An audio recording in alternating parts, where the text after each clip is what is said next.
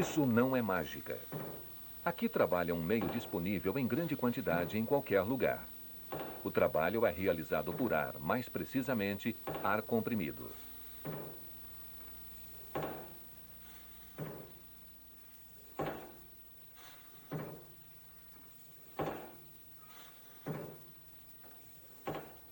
Neste exemplo, vemos um circuito pneumático simples. É o ar comprimido que movimenta o cilindro em ambas as direções e que também comanda a válvula. Esta, por sua vez, direciona o fluxo de ar para a câmara correspondente. Tudo isso depende do botão estar acionado ou não. Portanto, o ar comprimido é um meio de comando e de trabalho.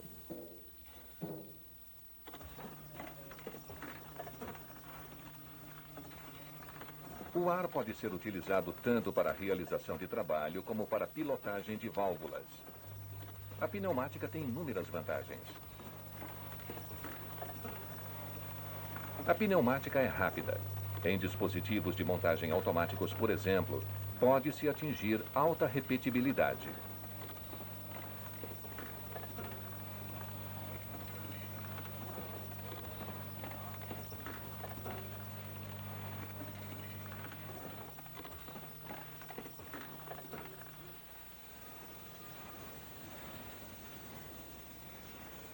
O ar comprimido preparado é um meio limpo.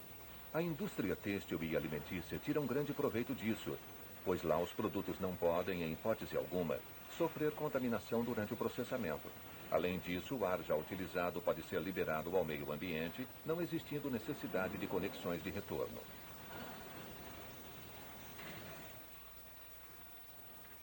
Na produção em sala limpa, frequentemente são utilizadas instalações pneumáticas.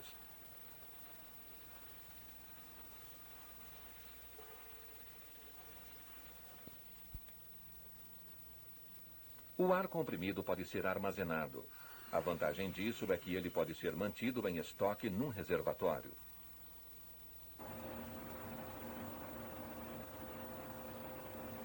O ar comprimido não é sensível a oscilações de temperatura. Esse é mais um motivo que contribui para a alta confiabilidade na operação de instalações pneumáticas.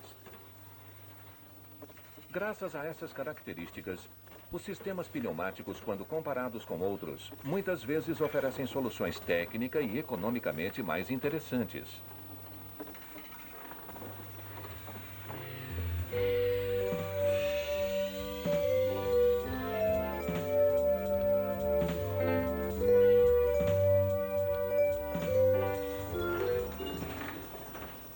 Para que se possa compreender os fenômenos mais importantes da pneumática, é necessário conhecer alguns princípios físicos. A pressão. Toda a superfície terrestre sofre os efeitos da pressão atmosférica. Embora varie um pouco em função das relações geográficas e climáticas, aceita-se como referência, no meio técnico, o valor de 100 kPa para a pressão atmosférica. Qualquer pressão acima desse valor é denominada pressão de operação PG. Essa pressão normalmente é indicada pelos manômetros dos equipamentos pneumáticos.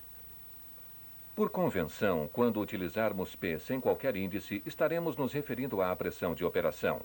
Pressões inferiores a 100 kPa são denominadas pressão de vácuo PV. A pressão absoluta é composta pela pressão de vácuo somada à pressão de operação.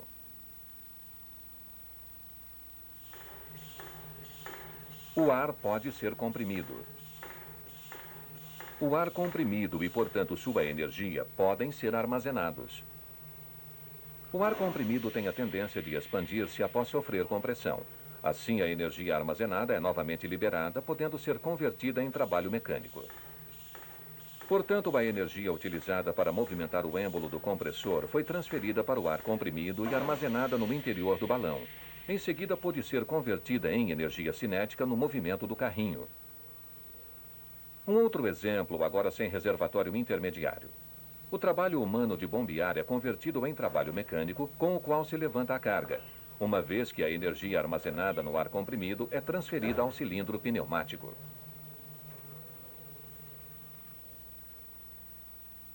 Acrescentemos mais um pouco de teoria sobre a relação entre um determinado volume de ar e sua pressão.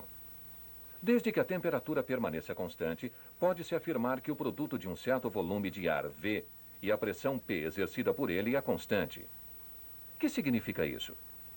Neste recipiente há uma quantidade determinada de ar, ou seja, 2 litros submetidos apenas à pressão atmosférica de 100 kPa. Numericamente, 2 litros vezes 100 kPa igual a 200. Se o volume for comprimido à metade, ou seja, para 1 litro, o ar estará submetido a uma pressão de 200 kPa. Portanto, 1 litro vezes 200 kPa igual a 200. Se comprimirmos o ar para meio litro, teremos uma pressão interna de 400 kPa, ou seja, meio litro vezes 400 kPa igual a 200.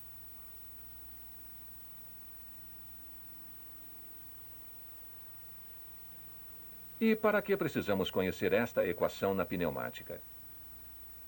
Vejamos um exemplo. Um compressor tem taxa de compressão de 7:1. Que pressão de operação pode ser atingida com a temperatura mantendo-se constante e uma pressão atmosférica igual a 100 kPa?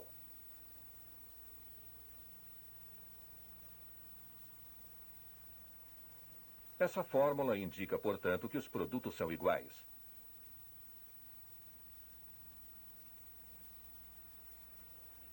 Estamos procurando P2 e desenvolvemos a equação.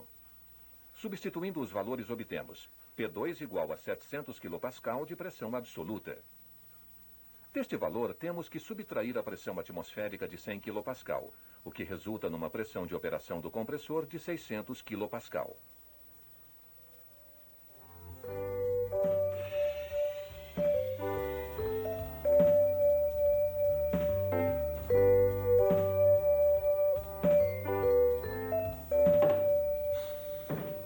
O ar comprimido necessário para a operação de instalações pneumáticas deve atender a certas exigências.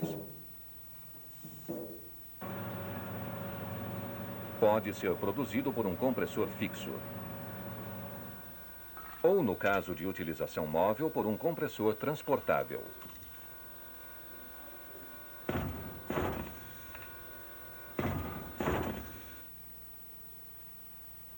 Há diversos tipos construtivos de compressores, dos quais 2 serão apresentados rapidamente. Primeiro, o compressor de pistões. É o compressor mais utilizado.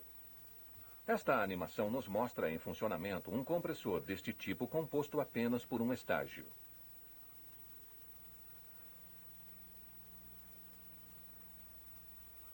Segundo, o compressor rotativo de duplo parafuso. Neste tipo de compressor, 2 roscas sem fim engrenadas entre si deslocam o ar da entrada para a saída. Tem a vantagem de fornecer ar comprimido de modo uniforme, ou seja, sem pulsação. Depois da unidade de compressão, existe uma unidade de resfriamento acoplada ou não à primeira. Nela resfria-se o ar comprimido por meio de trocadores de calor e elimina-se o óleo contaminante proveniente do compressor. Em seguida, no circuito de alimentação, temos o reservatório. Ele reúne as seguintes funções. Primeira, armazena o ar comprimido. Isso faz com que o compressor não precise funcionar continuamente, apenas quando houver consumo. Segunda, minimiza oscilações na pressão, ou seja, mesmo com consumo variável, o fornecimento de ar acontece de maneira uniforme. Terceira, condensa a umidade contida no ar em razão do resfriamento provocado pela troca de calor do reservatório com o meio ambiente.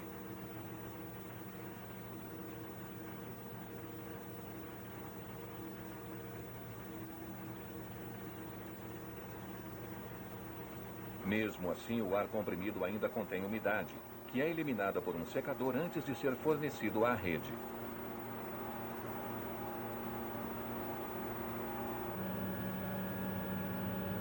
No planejamento da unidade produtora de ar comprimido, recomenda-se o superdimensionamento da capacidade da rede em relação ao consumo previsto. Ampliações posteriores têm custo bastante elevado.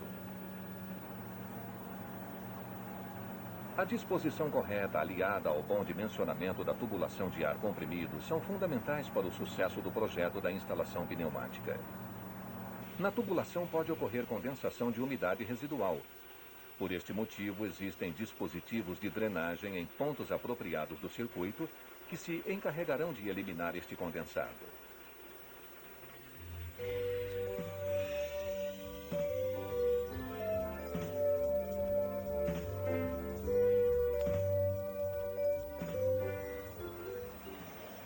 A preparação final do ar comprimido acontece próximo do ponto de consumo, ou seja, na entrada da máquina. O ar comprimido utilizado nas instalações pneumáticas deve atender a duas condições essenciais. Ele deve estar seco e limpo, para que não ocorra entupimento dos estreitos canais dos elementos pneumáticos, o que causaria problemas à instalação.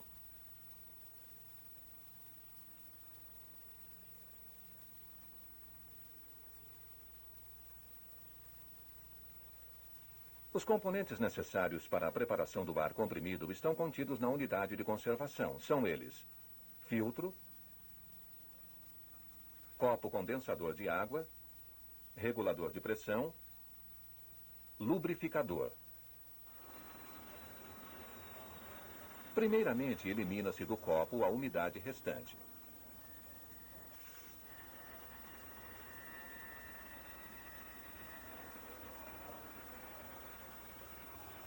Após retirá-lo, encontramos um filtro onde ficarão retidas eventuais impurezas encontradas na tubulação, como por exemplo ferrugem. Um regulador de pressão faz com que a máquina sempre esteja alimentada com uma pressão de trabalho constante. Por fim, encontramos o lubrificador de ar comprimido. Ele se faz necessário quando forem utilizados elementos pneumáticos que não possuam autolubrificação.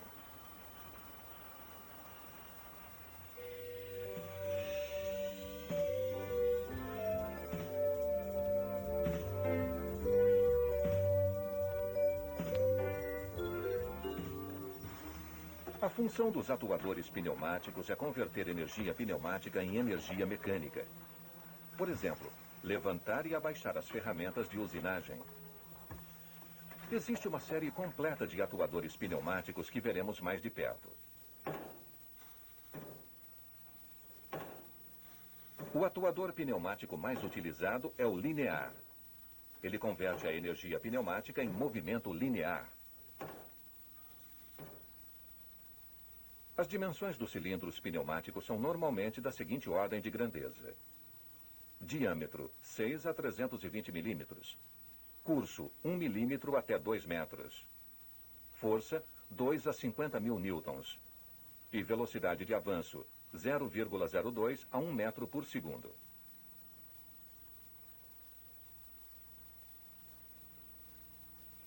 O cilindro de simples ação. Este é um cilindro de simples ação com seu símbolo. Vemos representadas uma conexão e a mola de retorno. Aqui o ar pressiona o êmbolo contra a ação de uma mola.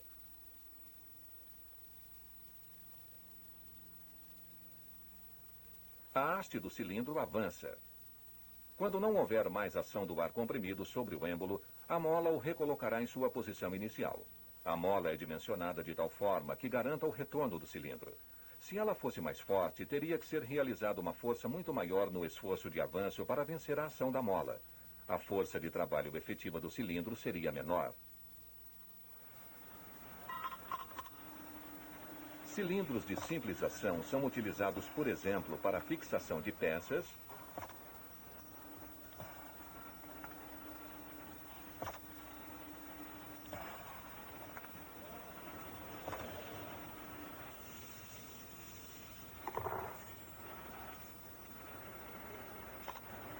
ou também na expulsão.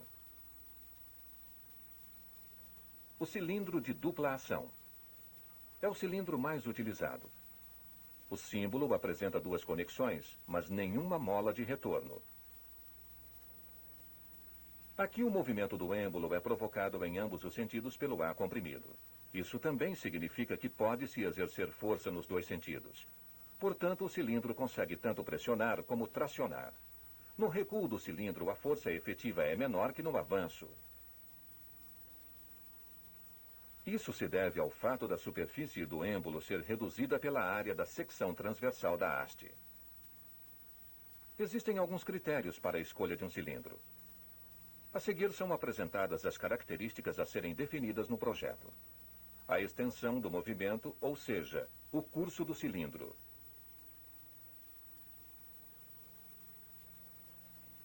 A força necessária no avanço e no recuo do cilindro. E, finalmente, a velocidade com que isso deve acontecer.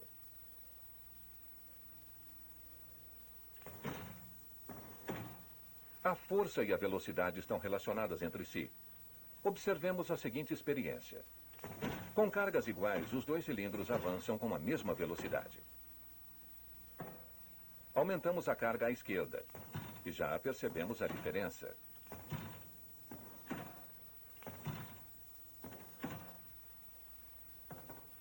A carga é novamente aumentada e o cilindro avança ainda mais lentamente.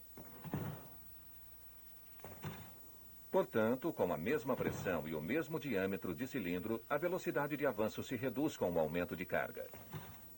Como regra básica, pode-se afirmar que, com 75% da carga máxima possível para um cilindro, ele ainda avança com 50% da velocidade sem carga. Uma outra experiência. Colocamos um peso como carga no cilindro. Com uma pressão de aproximadamente 380 kPa, ele avança. Aumentamos o peso. O cilindro não avança mais. Somente quando a pressão for aumentada para 600 kPa, o cilindro poderá levantar a carga maior. Portanto, mantido o diâmetro do cilindro, a pressão de trabalho e a carga estão estreitamente relacionadas.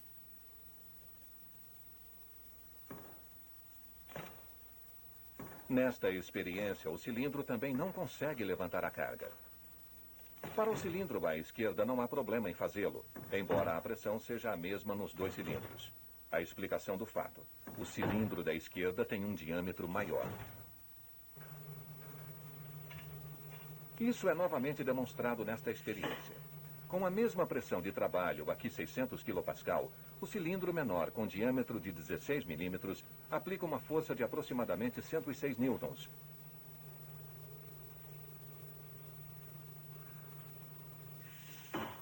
Enquanto o cilindro de 25 mm de diâmetro exerce uma força de 262 newtons.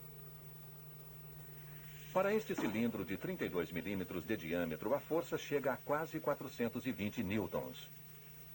Tudo isso levado a uma equação resulta que a força é o resultado da área do êmbolo multiplicada pela pressão de trabalho. A escolha do diâmetro do cilindro é fundamental para obter-se a força desejada. Além disso, a frequência do movimento, a pressão e o consumo de ar comprimido são variáveis importantes. Nas mesmas condições, um cilindro menor consome menos ar que um maior. Neste dispositivo de furação automático são utilizados cilindros de dupla ação de várias dimensões.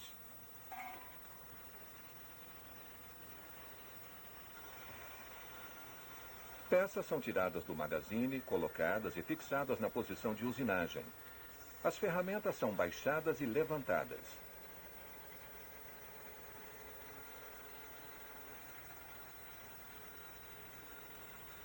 E, posteriormente, a peça pronta é retirada e expulsa.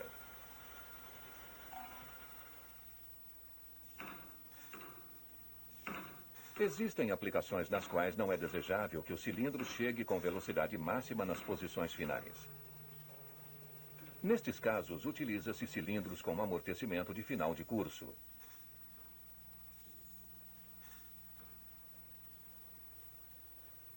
Nestes cilindros, interrompe-se o escape livre de ar para o meio, pouco antes do final do curso. Cria-se assim um colchão de ar que amortece o movimento. Esse ar é liberado para o meio através de um estrangulamento. Normalmente, esses cilindros possuem amortecimento de final de curso regulável. Agora, alguns tipos especiais de cilindros. Este é um cilindro de dupla ação com haste passante.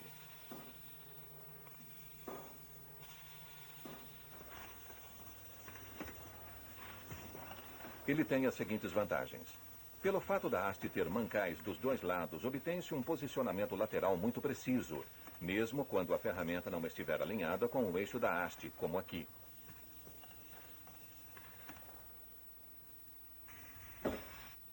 Por fim, o cilindro de haste passante ainda oferece outra vantagem. Aqui, já que uma das extremidades está ocupada pelo gerador de vácuo, a detecção da posição da haste pode ser realizada na outra extremidade. Mais um exemplo. Este cilindro tem a haste vazada. Através do furo pode-se passar, por exemplo, um cabo elétrico para acionar o solenoide de um eletroímã.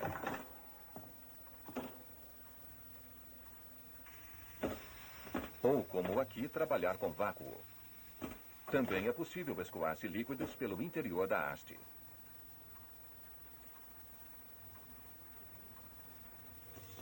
Em contraposição ao cilindro anterior, este aqui não possui haste.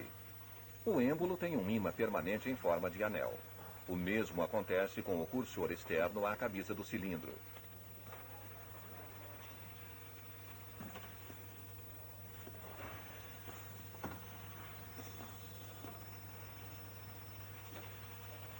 Quando o ar comprimido movimenta o êmbolo magnético no interior do cilindro, o cursor acompanha-o com grande precisão.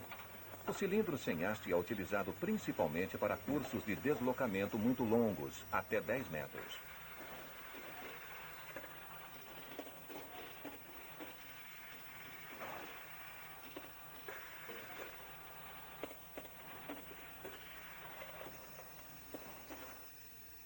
Este é um cilindro de posições múltiplas. Normalmente, ele é composto de 2 cilindros de dupla ação solidários. Assim, se obtém 4 posições.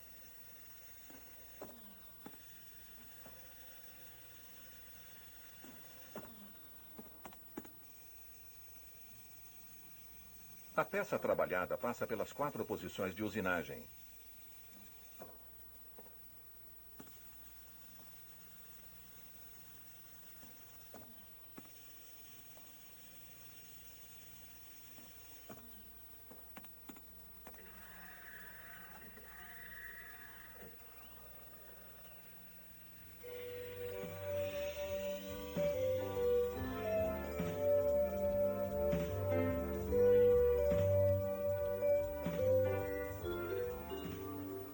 O cilindro rotativo.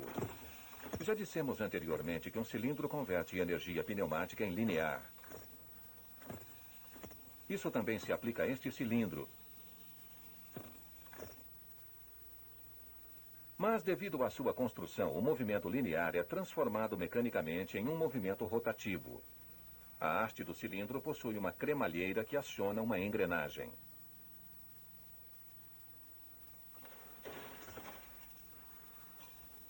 Aqui o cilindro giratório é utilizado para fornecer energia mecânica na prensagem de peças.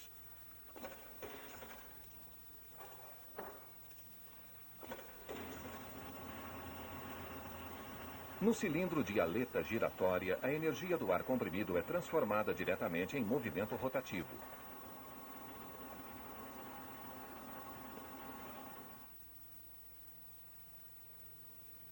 O ângulo de giro é ajustável. O torque máximo pode chegar a 20 newtons-metro.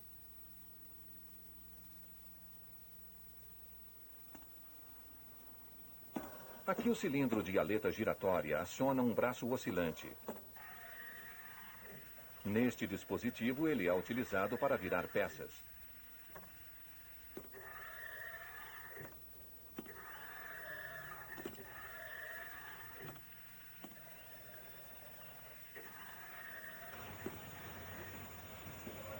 Motores pneumáticos.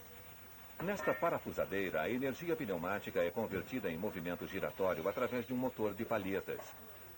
Nesses casos, a faixa de rotação estende-se de 3.000 a 8.000 giros por minuto. A potência varia de 0,1 a 19 kW. Ele funciona da seguinte maneira. Numa câmara cilíndrica gira um rotor excêntrico no qual encontram-se palhetas móveis. Estas palhetas isolam as diversas câmaras entre si. O rotor é colocado em movimento através de ar comprimido injetado na câmara menor. O ar comprimido libera energia para o eixo do motor e então escapa para o meio. Existem motores pneumáticos com sentido de rotação horário, anti-horário ou reversível para as duas situações.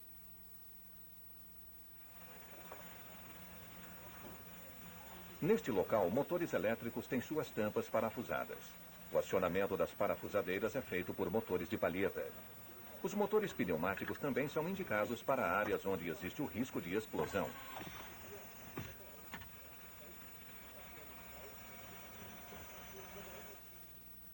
Este é o símbolo utilizado para representarmos os atuadores rotativos com ângulo de giro limitado. Ao lado vemos o símbolo de um motor pneumático. Os símbolos sempre são orientados pela função e não pela forma construtiva do elemento.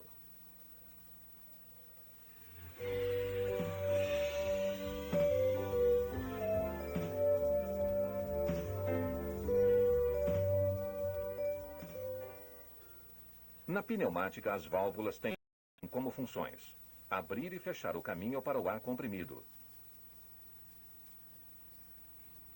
regular sua pressão, dosar sua vazão e, por fim, direcionar seu fluxo.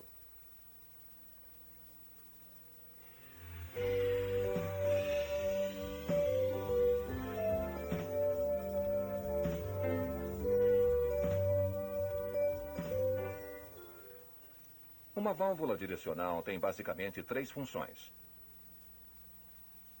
bloquear a passagem do ar, ou abri-la, e direcionar o fluxo de ar, daí o seu nome.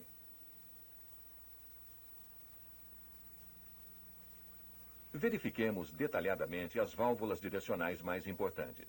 Esta válvula, por exemplo, comanda um cilindro de simples ação. Ela tem 3 vias: uma para a alimentação de ar comprimido, uma para o escape e outra para a conexão com o cilindro.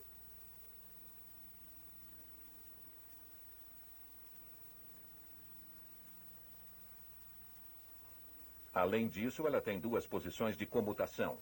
Estes 2 critérios, número de posições e número de vias, dão nome à válvula.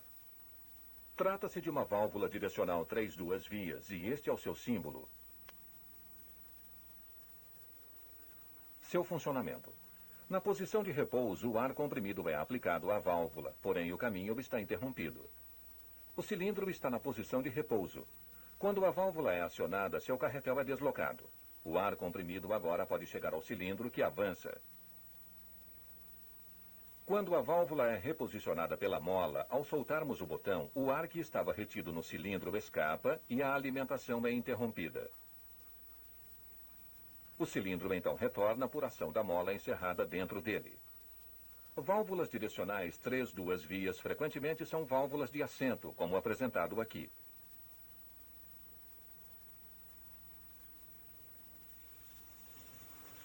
Nesta instalação é utilizada uma válvula direcional 3-2 vias acionada manualmente para controlar um cilindro de simples ação, que tem a função de ejetar peças. Esta é uma válvula 5-2 vias. Ela também tem 2 posições, mas controla 5 vias. Este é o símbolo da válvula.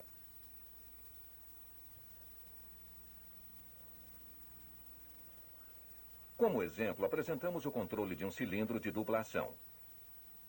Cada câmara do cilindro está conectada a uma via de trabalho da válvula direcional. Ainda há conexão de alimentação de ar comprimido e 2 vias de escape, uma para cada câmara.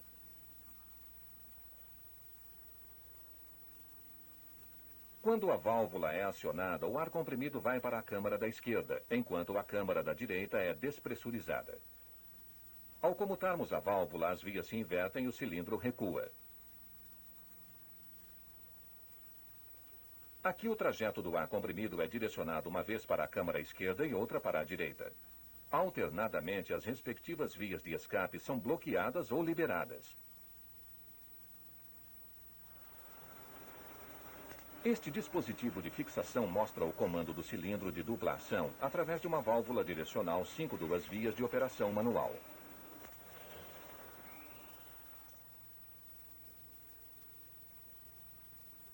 Esta válvula também tem 5 vias, mas 3 posições de comutação.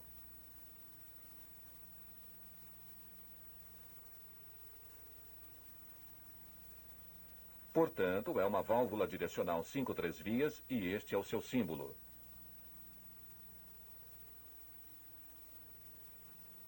Como exemplo, utilizamos aqui um cilindro de aleta giratória. Temos duas vias de conexão para as câmaras do cilindro giratório, duas vias de escape e mais uma para a alimentação de ar comprimido. O carretel da válvula é mantido na posição central através de molas. Todas as vias ficam bloqueadas. Nada acontece. Porém, se um dos botões é acionado, o ar comprimido preenche a respectiva câmara. A outra é despressurizada. Se o outro botão for acionado, a resposta será contrária, ou seja, o cilindro giratório gira no sentido inverso. Quando soltamos o botão, as molas reposicionam o carretel da válvula na posição central. O cilindro giratório permanece numa posição intermediária. Este é um exemplo típico de utilização de uma válvula 5-3 vias. O magazine pode ser colocado em qualquer posição que se deseje. Isso significa que podemos escolher a posição mais adequada.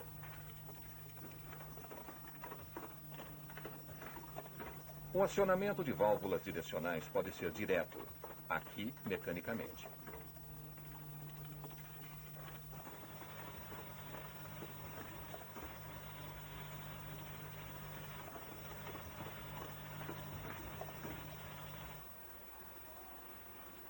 Ou indiretamente através de um botão, que aciona pneumaticamente uma válvula direcional.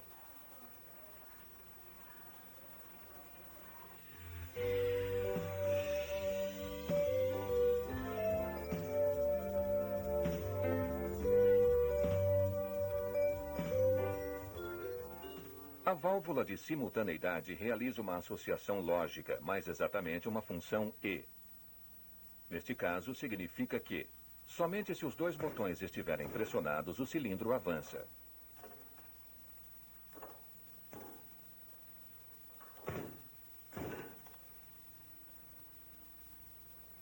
No recurso gráfico, podemos ver o funcionamento do elemento E. Ele tem duas entradas. Se houver pressão somente em uma delas, o carretel bloqueia a passagem.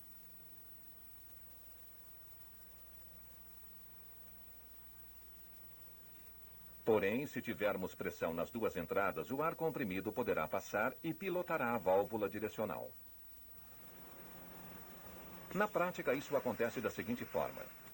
Nesta máquina são prensados mancais em suas caixas. Para abaixar a prensa são necessárias duas condições: que haja um sinal de partida e que a alimentadora do anel de retenção do mancal esteja na posição de repouso. Caso contrário, poderia ocorrer uma colisão.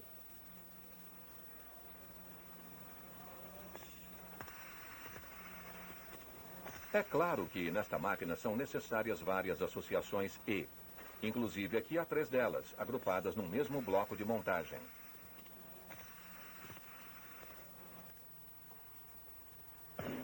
Outro tipo de associação lógica é a válvula alternadora. No nosso exemplo, isso significa que, quando um ou outro botão for acionado, o cilindro avançará.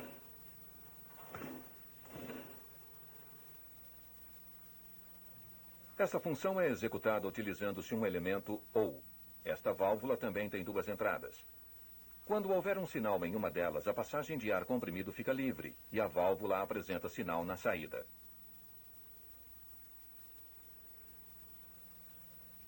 O elemento de comando, então, pode ser acionado. Se houver sinais simultâneos nas duas entradas, aquele que chegou primeiro será dominante.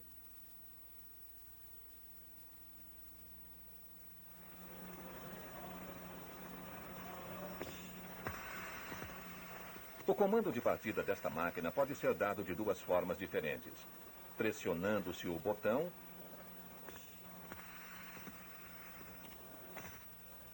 ou acionando-se um pedal.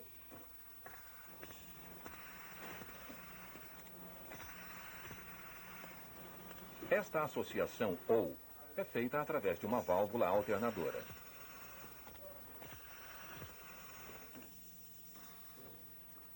A válvula de escape rápido. Localiza-se na tubulação entre o elemento de comando e o elemento de trabalho. Quando o cilindro é despressurizado, libera-se o ar de escape para o ambiente através de uma grande abertura.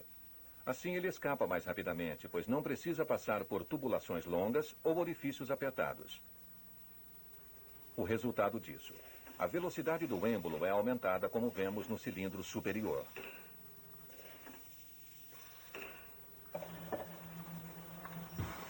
Em cilindros com grande volume como este, obtém-se frequências de operação significativamente mais elevadas, pois o retorno do êmbolo acontece mais rapidamente. Aqui as vantagens da válvula de escape rápido ficam bastante claras.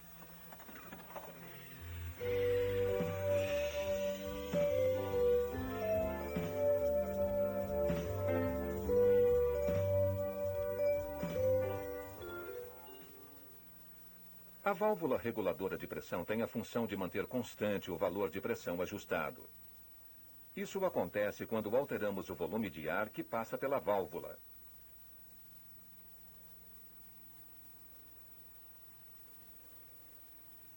Ela pode também compensar picos de pressão provenientes dos equipamentos.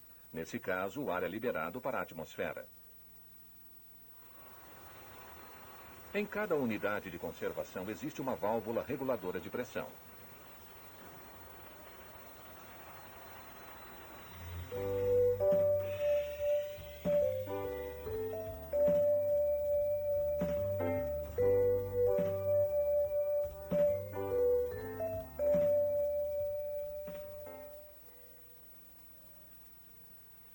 Numa válvula reguladora de fluxo, há um estrangulamento na passagem do ar. Assim, pode-se controlar a vazão e, consequentemente, a velocidade dos atuadores.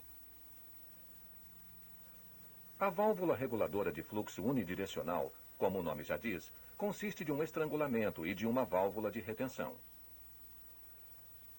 Ela regula o fluxo somente em um sentido. No outro, o ar pode passar livremente.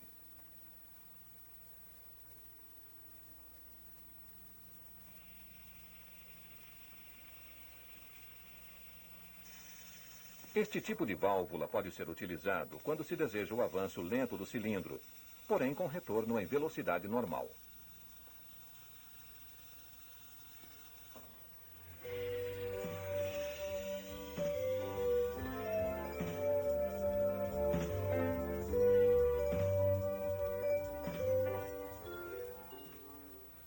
Válvula de sequência é utilizada nos circuitos dependentes da pressão.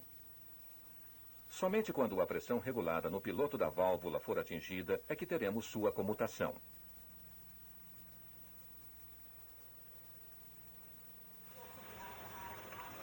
Aqui na prensagem pode-se garantir desta forma que seja obtida a pressão previamente ajustada.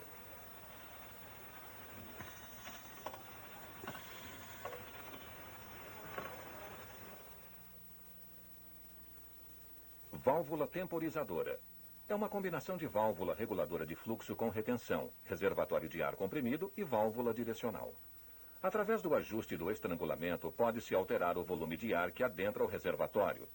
Assim, também é possível alterar o tempo necessário para que se atinja a pressão de comutação da válvula direcional.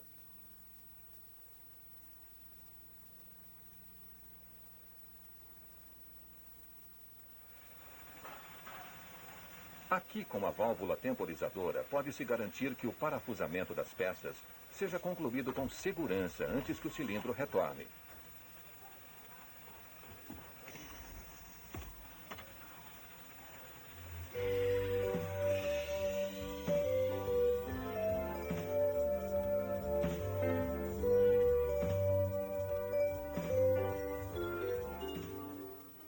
No capítulo referente a válvulas direcionais, já vimos dois exemplos de acionamento de válvulas.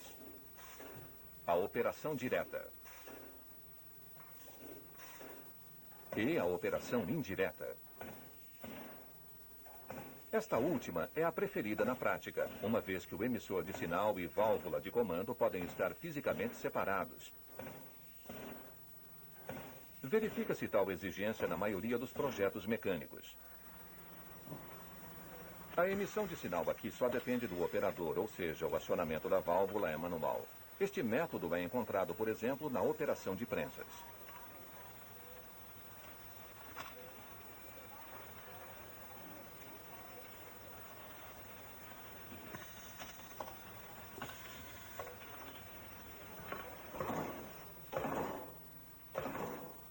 Neste caso, temos entrada automática de sinal. Quando o cilindro atinge sua posição final, uma válvula de rolete é acionada. Esta, por sua vez, envia ao elemento de comando, uma válvula direcional 5 duas vias, um sinal correspondente. Isso resulta no movimento de retorno do cilindro. Assim, o cilindro pode ser acionado novamente. A válvula de rolete tem a função de um sensor, ou seja, ela detecta a condição e emite um sinal correspondente.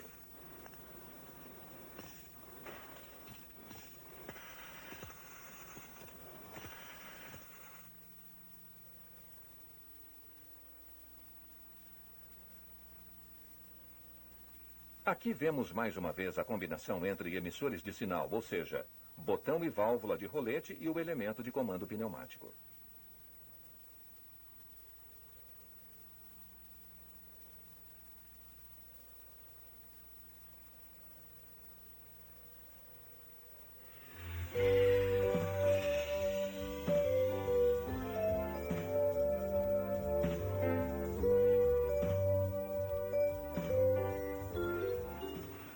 Uma instalação pneumática tem a função de realizar determinado trabalho com a ajuda de ar comprimido. Agora veremos a estrutura básica de um circuito pneumático.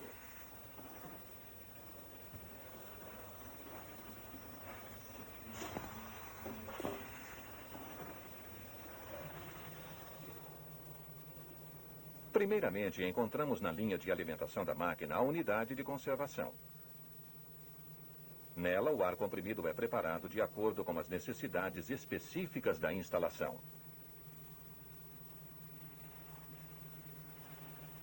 Depois vemos o elemento que realiza o trabalho. Neste caso, um cilindro de dupla ação. Quando enviamos ar comprimido para o cilindro, o êmbolo avança. Somente quando o cilindro receber ar comprimido em sua outra conexão, ele retornará.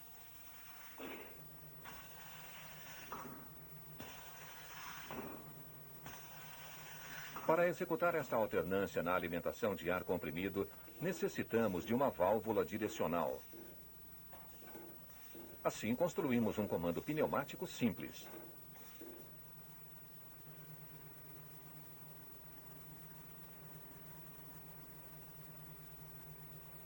Porém, na prática, raramente ocorre o acionamento direto do elemento de comando. Isso normalmente ocorre através de elementos de sinal. No nosso exemplo, são duas válvulas direcionais de acionamento manual. Os respectivos sinais também são transmitidos ao elemento de comando através de ar comprimido.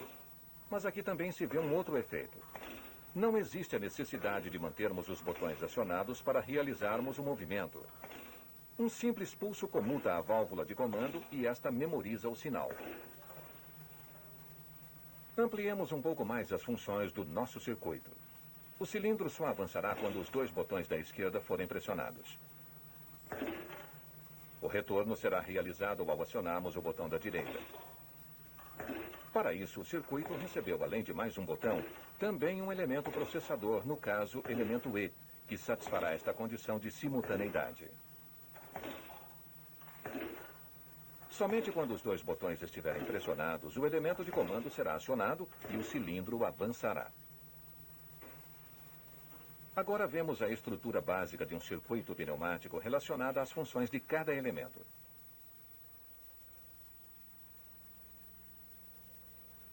Primeiro temos a alimentação de energia e a sua preparação. Depois vêm os elementos de sinais. Eles emitem os sinais de comando. O elemento processador emite sinal somente quando todas as condições estiverem satisfeitas. No nosso caso, pressionados os dois botões, o elemento de comando receberá um sinal e permitirá, assim, o avanço do cilindro. Em instalações simples, as funções de emissão e processamento de sinais e comando podem ser realizadas por um único componente.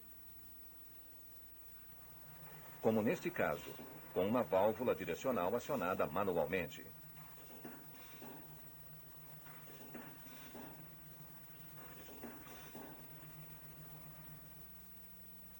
Podemos agora desenhar nosso circuito pneumático. Primeiramente, a alimentação de energia e o cilindro de dupla ação no nível dos adutores. Como já vimos, precisamos de uma válvula direcional 5 vias para comandá-lo. Neste conjunto, a válvula de acionamento manual assume as funções de elemento de sinal, de processamento e de comando. Mas em nosso exemplo, colocamos 2 botões para o movimento do cilindro.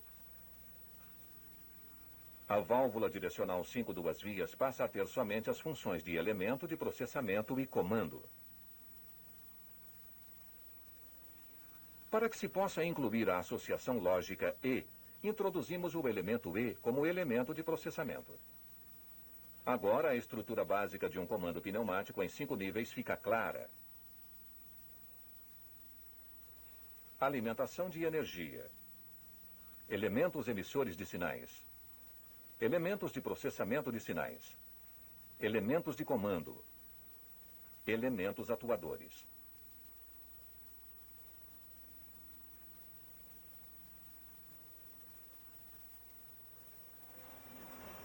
Vamos transferir este esquema para nossa máquina, localizando cada elemento.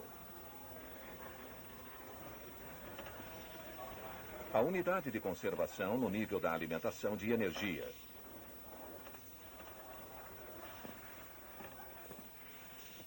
As 2 válvulas de acionamento manual como elemento de sinais.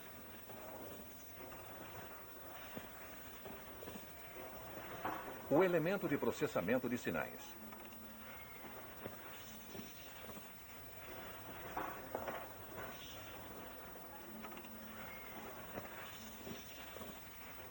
Uma válvula direcional 5 vias como elemento de comando.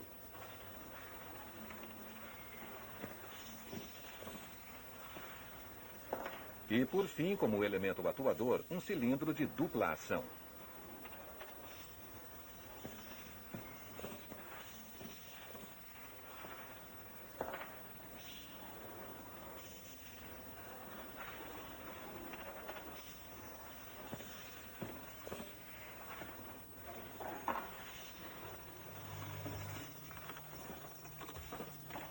Este princípio básico se aplica a todos os comandos pneumáticos, inclusive nos circuitos mais complexos.